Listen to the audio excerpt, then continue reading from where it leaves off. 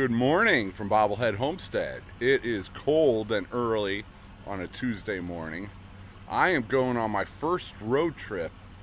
I think this is the longest road trip I've taken since I moved to Arkansas 8 years ago. I've been over to Oklahoma a couple times, but nothing like this. I am headed to Iowa. Why? Let's get in the car and get on the road, and then I'll do some yapping.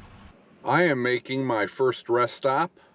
Found a Casey's here. I'm now in Missouri.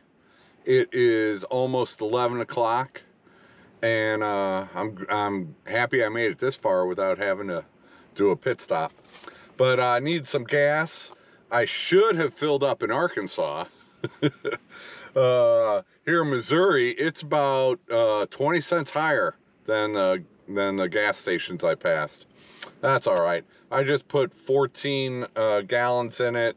I've been getting close to 25 miles per gallon so far. Now that I filled up, now I'll really check it out to see what it does on the highway. So where am I going? Where am I going?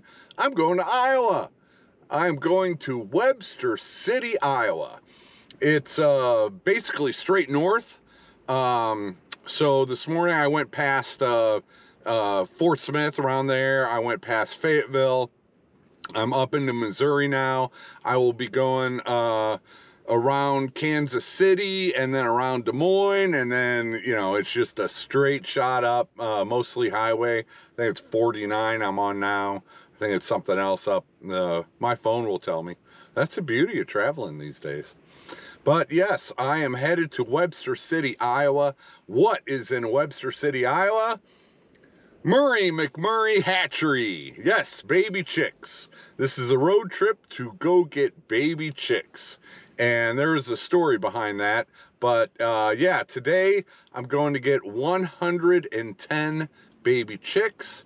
And let me get back on the road. Let me get comfortable and cruising. And then we'll turn this puppy back on and I'll tell you some stories. Just past Joplin, Missouri, and I've got like 130 miles till my phone's gonna yell at me again. So I figure this is a good time to cruise along the highway and tell a little story. Going to Murray McMurray, Webster City, Iowa, pick up some baby chicks. I'm getting 110 baby chicks, all for myself. Let's see, what am I getting? I'll throw some pictures in here. I'm getting 20 Whiting True Blues, and those can look like anything, but here's a few pictures of the Whiting True Blues.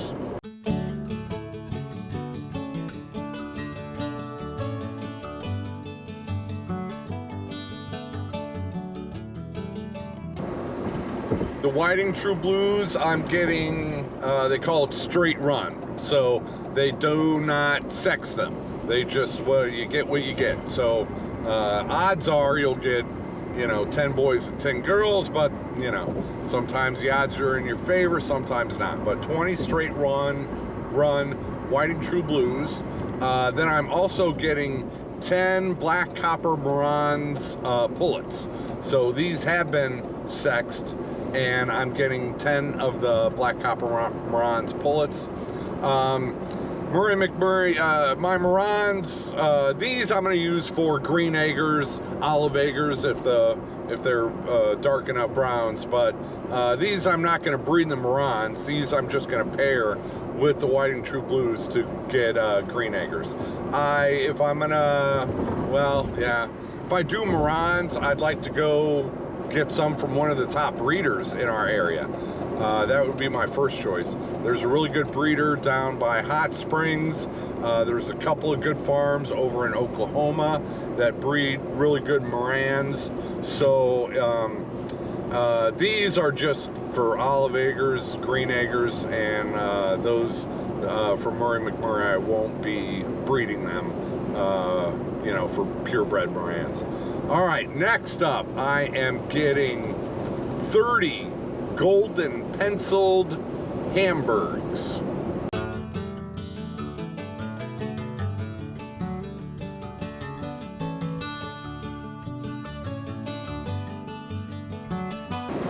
Golden penciled Hamburgs. Those are just beautiful birds, in my opinion. Yep, they lay white eggs. So I want, you know, Groovy Eggs Farm, that's still the name of my farm. I want a variety of egg colors, and white is an egg color. So there's, you know, Leghorns are the most popular white egg layer, and yeah, those are boring. So I went with the golden penciled Hamburgs as my white egg layer. One thing about having white eggs, it makes your blue eggs look more blue. So far we have 10 black copper Marans girls. We've got 20 whiting true blue straight run. I've got 30 golden penciled Hamburgs straight run. And so what is that, 60? And then the last 50, to get me up to 110, I am getting speckled Sussex. These are some beautiful birds.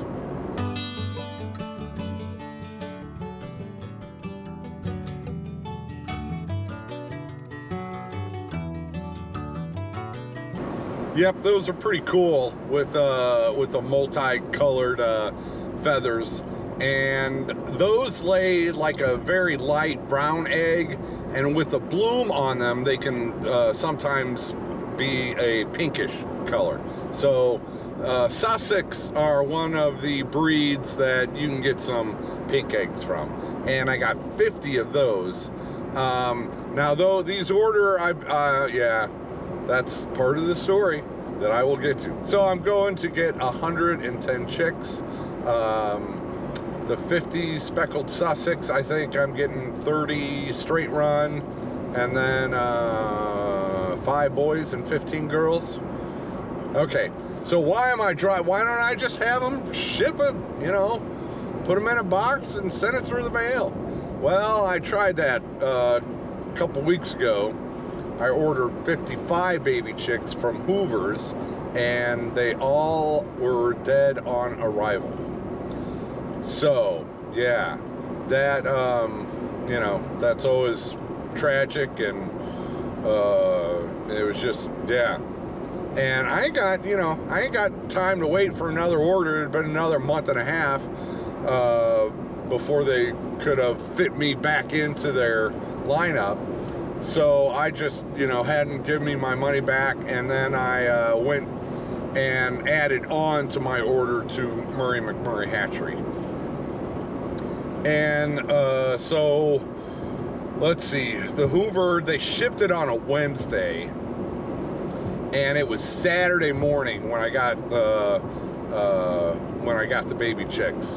So it was Wednesday night, Thursday night, Friday night. They were in the mail for 3 nights, and that's just if it got a little cold at night, you know, that's just not good on baby chicks. Typically they can make it 3 days through the mail if they were just hatched, but if it's too cold at night and there's just no heat source, and then, you know, who knows, the roads, if they're really bumpy, I don't know. I'm not a baby chick, so yeah. All right, so with that in mind, I decided I just didn't want to risk it through the mail. Ever since the big flu hit, the post office mailing baby chicks has just, they have not been up to the, you know, the post office have been delivering baby chicks for over 100 years. In fact, they have a monopoly on it. UPS, FedEx, nobody else can send baby chicks. It's only the post office. But it's just, they've gone downhill since the big flu. So I decided, I had already placed 2 orders. Not only that, they're charging you an arm and a leg for shipping. So they're doing a worse job. Don't get me going. The post office is doing a worse job and charging you more. All right, so I had 2 orders at Murray McMurray, and the shipping on those was 130 bucks. And I'm like, you know what? Maybe I should just drive up to Iowa and go pick up my baby chicks, and a lot less worries. So I looked it up on the map. It's about 9 hours, 580 miles. So that's like a little over 2 tanks of gas. So less than $100 in gas. And then I shopped around for a hotel in Webster City. I'll be spending the night there. Super 8 for 70 bucks. And that's taxes and everything. So $170 versus it would have been $150 at least in shipping costs. Now, granted, I've got to drive, 9 hours there, 9 hours back to spend the night, but I got time, and it's worth it, because if anything happened to these baby chicks in the mail, then once again, I'm waiting on another availability, and I am ready to get started. So, yep, that is the scoop. That's why I'm driving to Iowa to pick up some baby chicks and get my breeding program back in business. I have some news about that. I'm going to take a little break and I'll be back in a minute. It's a little after 1, time for lunch. Saw a sign for Culvers. I have not had Culvers. It's probably been a decade. We had them up north when I lived in Illinois. There was one in Peoria I went to quite often. But yeah, as far as fast food goes, Culver's is, we'll see if it holds up 10 years later or however long it's been. All right, I got here a mushroom and Swiss burger. Mushroom and Wisconsin Swiss, because they make good cheese there. And of course, if you're coming to Culver's, you got to get the Wisconsin cheese curds. So, mushroom and Swiss with cheese curds. Oh yeah, just as good as I remembered it. Culver's puts the popular burger chains to shame, man. So much better than McDonald's or Burger King or Wendy's. This is where it's at for fast food. I've gotten past Kansas City, and now I'm between Kansas City and Des Moines. Not a lot out here. Kansas City was, I've been in much worse traffic, but it was kind of hairy. I had to had to turn off the cruise control and, weaving in and out and all that stuff. But we got through it, no problem. And now it looks like smooth sailing up to Des Moines. I tried to turn on earlier, but there was a stretch of road that the road was really noisy Anyway, so now is about as good a time as any to give you a chicken update. And actually, things have been going my way. Skid steer, 7 acres of new land to give me 14 acres. Buick LeSabre for road trips to Iowa to get baby chicks. The Honda side-by-side to get me around doing everything. So yes, very grateful, very thankful that things are going my way, but not everything always goes your way. And unfortunately, on the chicken update, I'm sad to report most of my chickens got. Right now I have 3 hens. I have a Whiting True Blue, I have a Blue Copper Morans, and I have a number 2 Legacy hen with the crest. I don't want to get into specifics. It's one of the reasons why I haven't been doing videos also, is at least you can do chicken updates. Yeah, that would not have lasted long. There were 4 separate incidents. Neighborhood dogs, stray dogs, and raccoons. And ultimately, it's always my fault. One time I left the fence off during the day, because I do that all the time. I should stop doing that all the time. Then I wasn't doing upkeep on the fences, branches and stuff fall on it, and every time it touches a branch, it reduces the charge, so the fences just weren't strong enough. And then one of the times I rearranged the fences, and my fault. Ultimately, it's always my fault. Learn from it. How can I do it better in the future? And I need a dog, or dogs. I need a livestock guardian dog, or dogs. Preferably, But before I do dogs, I need fences. Yes, I need fences for dogs. You know, Arkansas, it's, what do they say? Shoot, shovel, and shut up. So if you're letting your dogs run onto other people's properties and they don't come home, you know, that's what happens around here.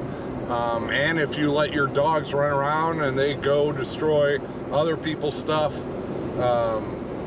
yeah.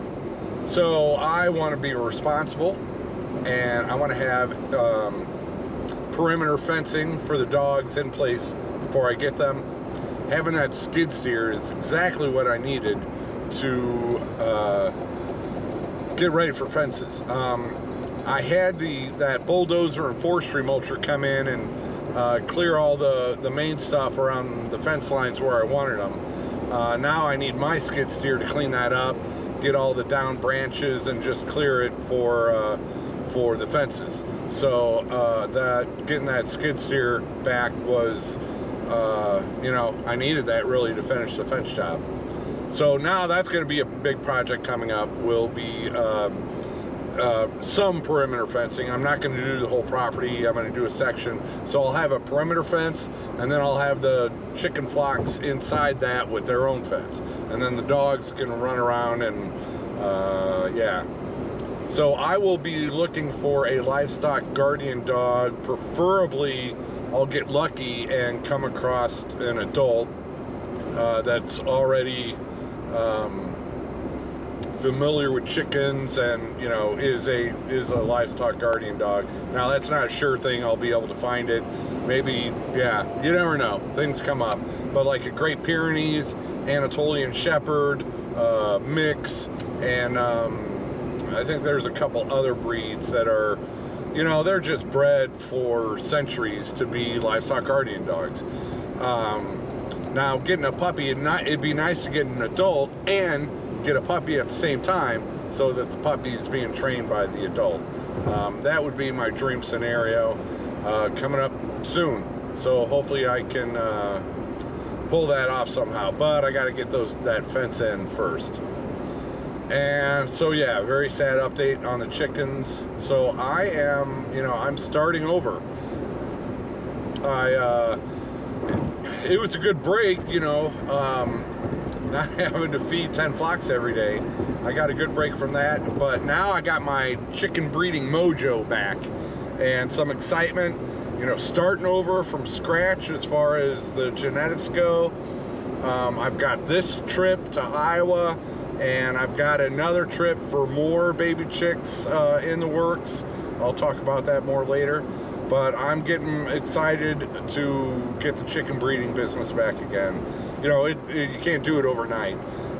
Baby chicks, you know, they're 6 months old before they lay their first egg. Then you don't want to hatch those eggs, so it's really 8 months you got to figure from the time you get a baby chick until you've got hatching eggs. This will give me a good chance to share with other beginning breeders some things you know you're going to go through, and what you some ideas to get you started on how to get a little, you know, chicken breeding operation. One thing is get as many seed fowl, as they call it. Get as many baby chicks of a breed as you can. You know, if you're starting off with 12 hatching eggs, well, those might not be the best of the best. But if you get 50, like I'm getting the 50 speckled Sussex, then the chances are I'm going to have some good quality roosters and hens in there that I can choose from. So the more you can get to start off, the better off you're going to be. Most likely, the better off you're going to be as far as having quality birds.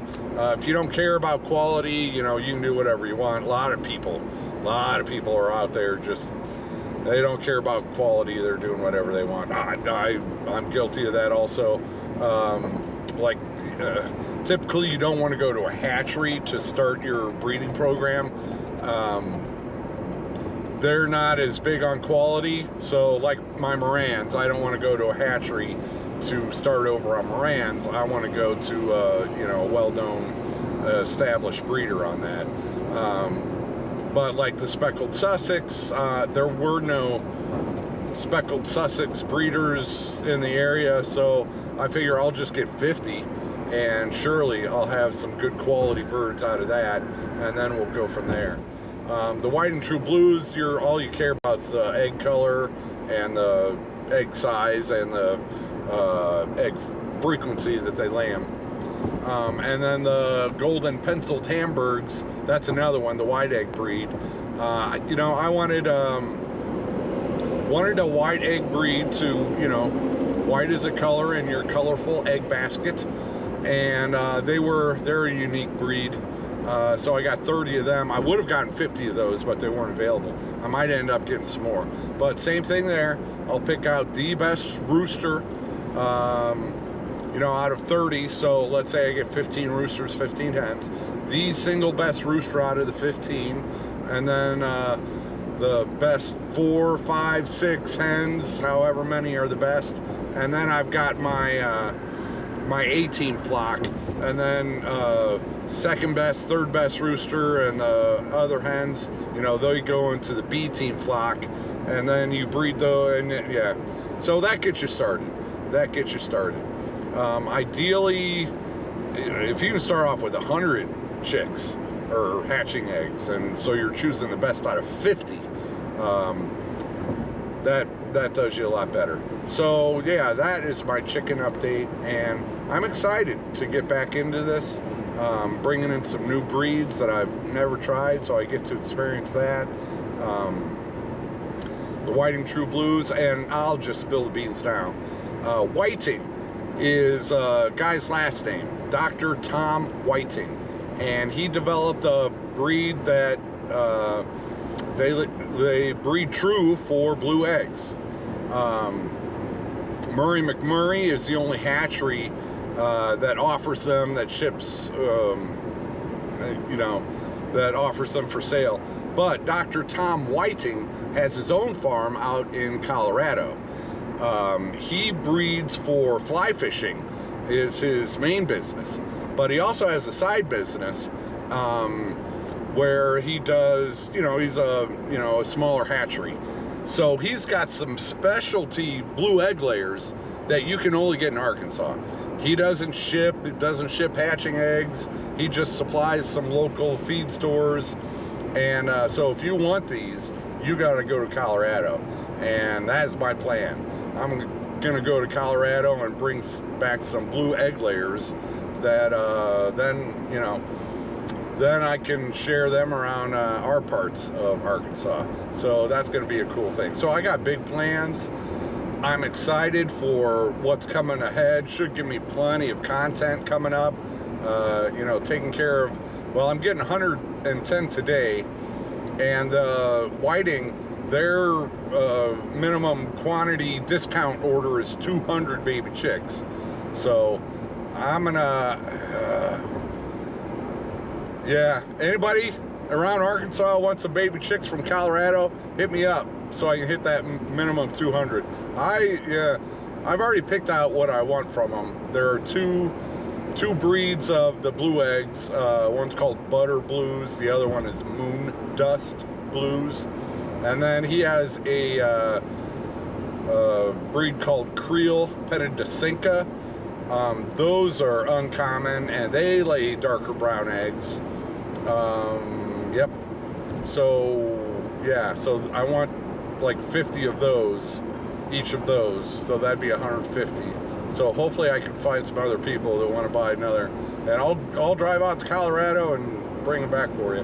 Little delivery charge on that, nothing major. So yeah, and then in April I've got Welsumers coming from Deer Run Farm in Maryland. Welsumers also, I've had them before. They lay a darker brown speckled egg. They're known more for the dark speckles, not as dark eggs as some of the Moran's varieties, but green speckled eggs are cool too. So I do have Welsumers coming from Deer Run Farm in Maryland. I'm not driving out there for those. They're gonna ship those.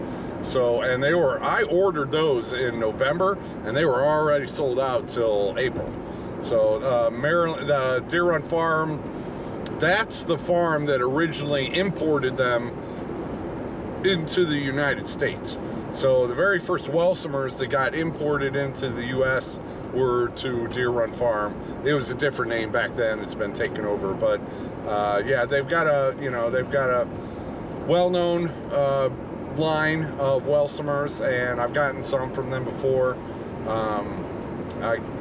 I tried hatching eggs through the mail. I tell you, the mail is just, yeah, who knows. So yeah, big things coming in the chicken breeding world. Of course, I still want another shed house, small one for a hatchery and a laundry room. That I'm gonna have to make some money before I can finish that one off, but that should be definitely doable, within the next 8 months, because 8 months from now I'm going to want to start hatching some chicks. So I will have that hatchery up and going then. But yeah, lots of excitement, lots of activity on the chicken front. I guess really the only last update I have would be I got a couple of new kitties. So you're gonna have to wait for the next video on the new kitties. Okay, I'm signing off for today. It is 4 o'clock. I've got another 2 hours of driving.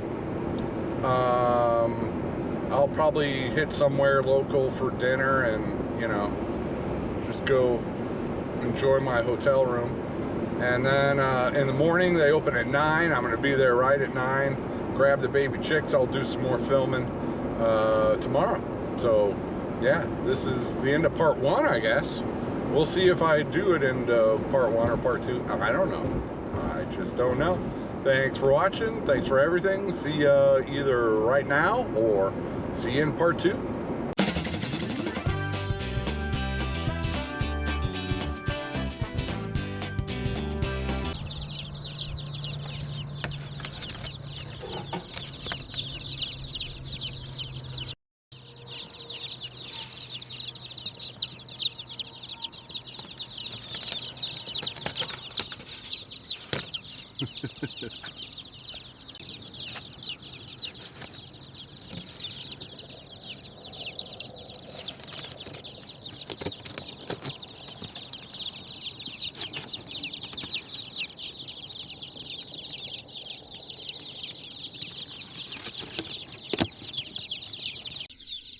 You can hear them, can't you?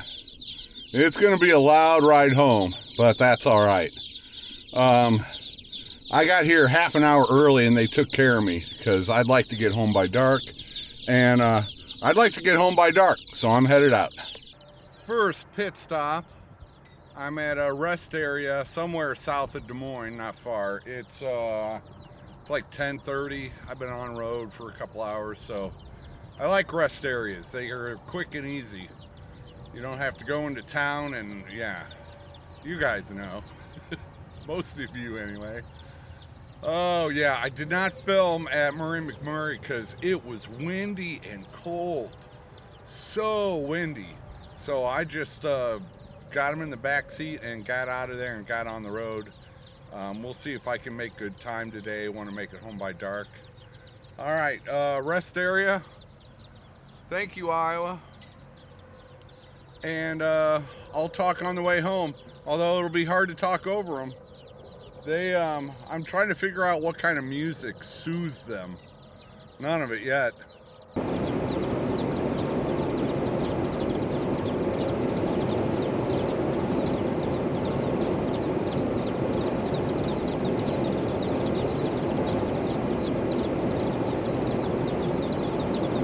There's so many of them. One goes off and then it's a never ending.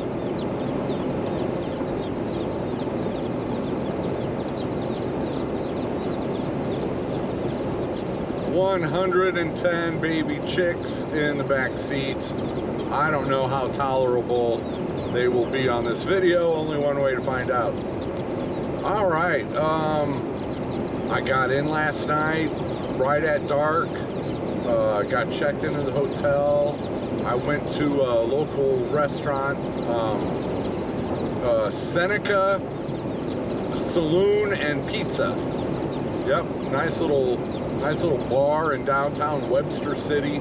Had myself a little personal pizza and a cherry Pepsi, and not you know, an actual like a bar has. Anyway, it was good. Webster City is a small town. Yeah, they've got it was like 30-40 mile an hour winds this morning, and I looked at the local weather forecast. They got snow coming tonight and tomorrow, and they got 5 straight days below freezing. So sorry, Iowa. In and out of there before it gets too bad. Hotel room is all right. Got a good night's rest, 8 hours. Then I got up and I was just ready to go this morning. Thank you to Murray McMurray for letting me come in a half an hour early so I could get on the road and get home before dark. I showed up and just knocked on the door and asked, and thankfully, and they've got like a little gift shop when you come in, and they've got Jessica Sword's books from Roots and Refuge.